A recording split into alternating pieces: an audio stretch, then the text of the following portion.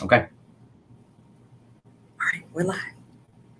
Hi, welcome. This is Susan McConnell, your LinkedIn for the Timid Champion, and thanks for joining us today. I host a conversation every Tuesday at 12 with different business owners on different topics to light up my network with actionable ways to improve your business and your life. And today, my guest is one of my clients, Steve Wallace. Steve is a successful... Hi. Steve is a successful business owner, and he provides financial security to families, their businesses, and their teams without occupying hours of their busy day. So welcome, Steve. Glad you could come on. Thanks, Susan. I'm excited to be here. Thanks for having me. Yeah, this is great. It's a side of a small business or a consultant that a lot of people never think of or work on, or even it doesn't even faze them, and they just kind of continue on and don't do anything. And then and I know from us working together, things can happen. So we'll get right into the questions. And then if other people have questions, you can send them in the chat, and I'll do my best to try and... Oh, cool. I'm excited. I didn't know that. I'm excited. I hope you have some questions. I do have questions for you. Oh, no, I mean the people that are watching. That's okay. Oh, yeah. It depends. Sometimes they do, sometimes they don't. You never know. We're alive. You know what I mean? Anything can happen. Sounds good. So I remember you saying that almost every business owner wants to protect their business. So we talked about this. So why don't they? It's actually kind of funny because I think in my experience, like almost every business owner, when given the question, is it worth protecting your business? They say yes. And I don't like to be general. I don't like to ask general things. I don't like to say generalizations or blanket statements, but this is one of them. It's like almost 100% of business owners say they want to protect their business. And to answer it, the question is why don't they? Is I think they actually think they have. That's the big thing. They think they already have. And what I hear most often is they end up talking about like liability insurance, or they have an umbrella policy, and their brick and mortar shop is covered in the event of a lawsuit. But really, there's so many more pillars to this table, or so many more supporting columns to this table than what they realize. And what I do is I actually step in and help them realize that there's more. There's injuries, there's disabilities, there's unexpected passing of key employees, of business partners. There's a lot of little nuances, and I just come in and I educate and give them the opportunity to at least know that we should take care of those parts of the table as well.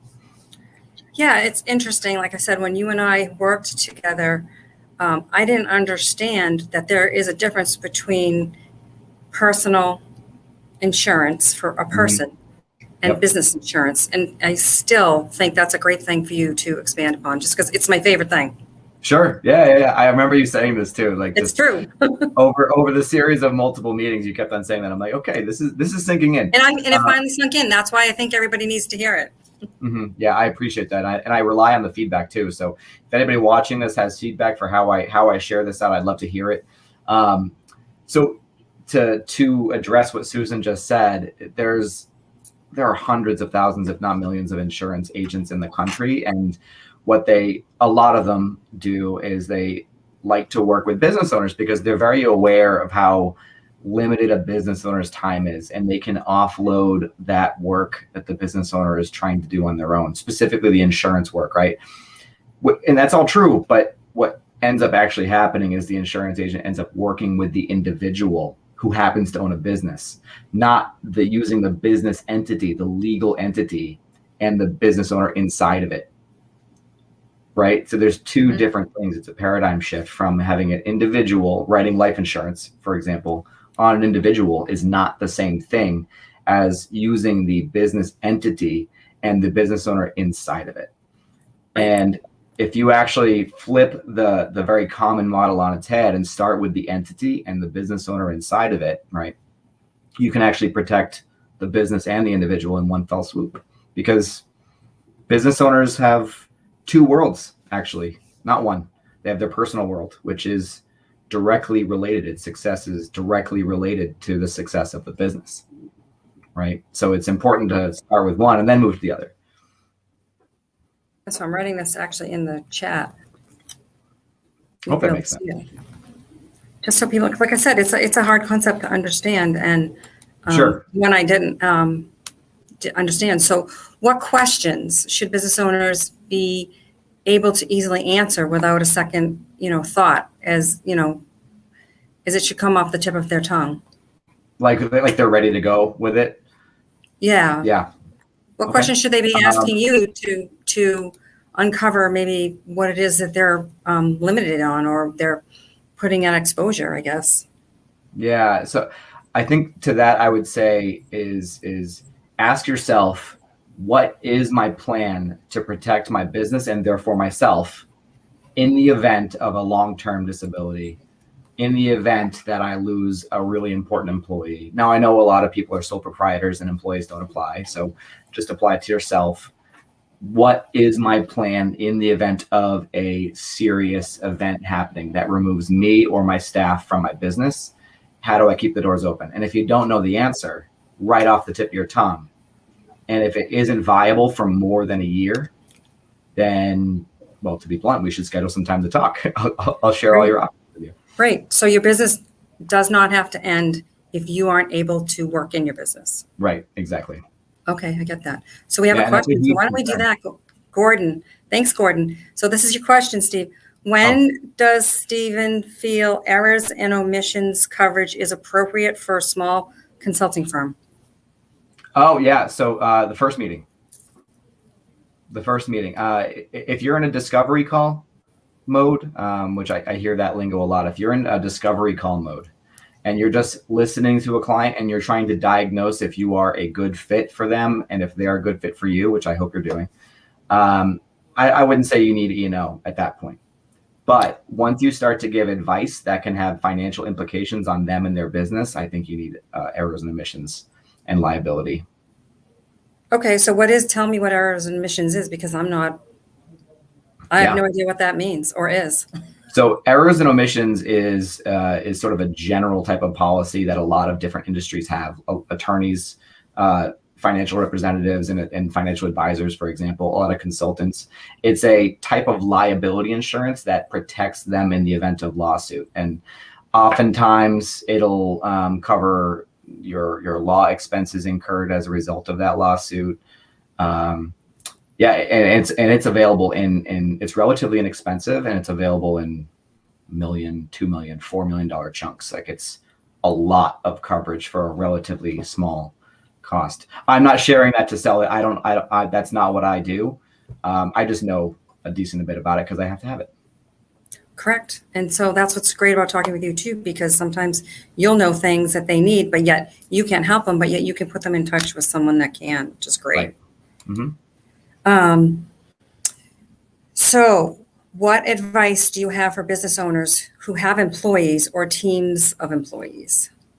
Yeah. So this is a great question. This is, if you're a business owner with staff and teams, I would encourage you to think outside the box, because if your business is doing well enough that at some point in time you may want to pass it to somebody else, the answer to your problem is right underneath your roof. If you have an actual shop, if you have a virtual business, it's somebody you already work with, because a lot of business owners don't realize that how they're going to pass it on or how they're going to sell it. And a employee that you particularly enjoy, an employee that does great work, an employee that maybe is coming up through the ranks that you really appreciate, they may be that person that you may want to bring into your business or your practice. And that's how it often works. So my advice would be, take a look at who you're already working with, your inner circle. Might be family, might be business partners, it might be employees, but the answer is right underneath your roof, metaphorically speaking. Right. And just start the conversation with them, and then bring in somebody like me or their attorney and start drafting up those documents, Okay, that's very cool. I mean, it's just like growing your business. If you rely on the people that you've already hired, then they can help you or see outside the box things that you don't actually even see. Right. And on a personal note, well, on an emotional note, I guess you could say, employees love to be appreciated. So if you and I were on the same company, Susan, and I were to come to you and you've been doing great work for my company, and I say, hey, Susan, I don't know how long I'm going to do this, but you've been doing great work and we've noticed. Are you interested in a conversation about the next step in this company, most employees love that. They feel recognized, whatever that conversation looks like is different, but it's a nice touch. And that's a great thing for small businesses to be, doing, is looking for to improve their relations and also improve their business, and no better people than the people that they already own and have that are working with them. Yeah. Right. That's great. So we talked about that question that I asked before about the business insurance. If you're not, it also protects the employees while we're talking about employees. Yeah, exactly. So to paint the picture for you a little bit more concretely and make it less conceptual, imagine being a business owner, right? And you have bills.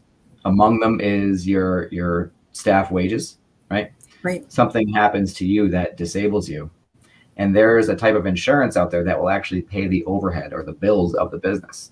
So, and it can be tens of thousands of dollars. I mean, it can be your rent, your staff wages. It can be ongoing office expenses. And if you became disabled, an insurance company is going to take the bill and pay it for you while you are out. So your employees get to keep their jobs. Let's make it tangible, right? Your employees get to keep their jobs. Your brick and mortar shop stays open if you have an actual physical location. Your landlord stays happy because you're paying the rent. It's all part of a much bigger picture. Right. So it's really protecting the entire business, not just you. And that's the main point that I don't think a lot of people, obviously a lot of people you talk to probably come up with that question, but it's something that I really think people don't understand. I would say a majority of the business owners that I speak with have never even considered this. Right. And it's not their fault. They're too darn busy running their business and monetizing their skill set, which is what they're really good at. Right. And if you're an individual consultant, you probably came from a company where all that was handled and you just assume or roll over that personal insurance is going to be the way to go, when in fact it probably isn't. Yeah, in some cases it is, in some cases it isn't, but you need someone to guide you. I mean, imagine leaving your corporate job. You've acquired a skill set enough to be a successful consultant or a business owner now, and someone gives you a to-do list of all the things that you now have to handle on your own. Among them is checking off personal and business insurance, making sure the staff is protected, making sure you incorporate the right way. Should it be an LLC, a corporation, a sole proprietorship? Should it be X, Y, and Z? Like how to market, how to sell, how to get a virtual booking system. Check. Right. Insurance is not going to be the first thing you deal with. No, and yet is probably the most important. It's among them for sure. I mean, yeah. If you're going to have sales, whether it's a sales team or not, if you're going to try to grow your business, it at least makes sense to protect it. Correct. Yeah. So you actually said to get some information from somebody. So tell us, why would someone, come to you for your expertise and work with you? Like what? Yeah. What is the difference? So I think I've dropped a couple of pieces of the answer to that in the middle of this interview. And one of them is, to everybody watching out there, if you're a business owner, I get you because I am you. I am a multiple business owner. I'm a business consultant. I help business owners to protect and maintain their business for the long term and their teams. We talked about that. I have owned multiple networking companies, connecting people. And I'm constantly bringing in new people and solutions. And as a result, I know what it's like mentally to go to bed, sleep, wake up, eat, breathe my business. Yes. And everything rides on that, like everything. I have 3 kids, a wife, a mortgage, and I'm a business owner, multiple business owners. So I know what rides on the success of being a business owner. And my methodologies and my philosophy is directly in line with all of that. So I think that's the biggest reason. Plus, not to mention professionally, no one likes a resume, but about 10 years of experience in the industry working with business owners. Correct. And you do personal, but you more point towards the business insurance. Yeah, I start with the business. Oftentimes we end up doing an individual solution, but let's start with the business, because if you reverse it, you go the other way around. start with the individual and work with the business, it really slows the process down. People will end up saying, and this is from experience, I believe in fail forward, Susan. People will say, why didn't we just talk about this in the beginning? Yeah, So, actually, this is great too. And actually, Patrick just made a comment here, which I think you would find. I'm going to read this. It's great. He okay. said, time is valuable and a well-defined support system, which would be people helping you learn to sell, like I, or people Right. helping you protect your business, like you. It's necessary. Burnout's real for business owners because we wear all the hats. We got to think about everything from turning the lights on to, making sure there's stuff in the bathroom. You know what I mean? Leave It's the cash register open. Shoot. right. Did we pay the electric bill? And then in addition to like selling what it is that you're selling or providing services, what you're doing, you're doing it all. And it's very hard to be a solopreneur or consultant or a small business. Absolutely. It's incredibly hard. I mean, starting a business, you can have a business that is growing very quickly. And people think that as you grow, your revenue or your take home, your profit grows. And that's not necessarily true, because the bigger and more successful you get, the harder it is to do everything on your own. And you need to start taking on additional expenses just to cover your accounting and your day-to-day. And you have to offload it to somebody else, which costs more money. Right. Yeah, that's that whole finding the people around you that can help you and support you as you grow your business and getting qualified help that can grow with you. And that's definitely the key. Exactly. Love it. Yeah, that's great. Well, I don't see any other comments. So I think we can end it here because we've done a great job doing this. And, thank you so much for our conversation today, Steve. And how can people reach out to you if they have questions? Sure. So what's the best, to drop it in the chat or something, or I'll just share it here, I guess. Yeah, you can share your name here, or you can reach out to him, Stephen Wallace on LinkedIn. Yep. I think Stephen R. Wallace on LinkedIn. I'm available at stephen.wallace@natfin.net. Those are probably the two easiest ways. I have a booking calendar, but it involves writing out a whole bunch of letters and numbers for you to copy into your browser. That's okay. Or they can reach out to me and I can actually get them in touch with you as well. Absolutely. I love to network with people, and I tell people all the time, when you share about your business with me and why you got started and what your goals are, I become one of the biggest advocates for your business. So yes, indeed. I agree there. We're both two peas in a pod on that one. Exactly. So make sure to join me every Tuesday at 12 for dangerous conversations to help you and your business move forward. Yeah. Thanks for having me, Susan. You're welcome.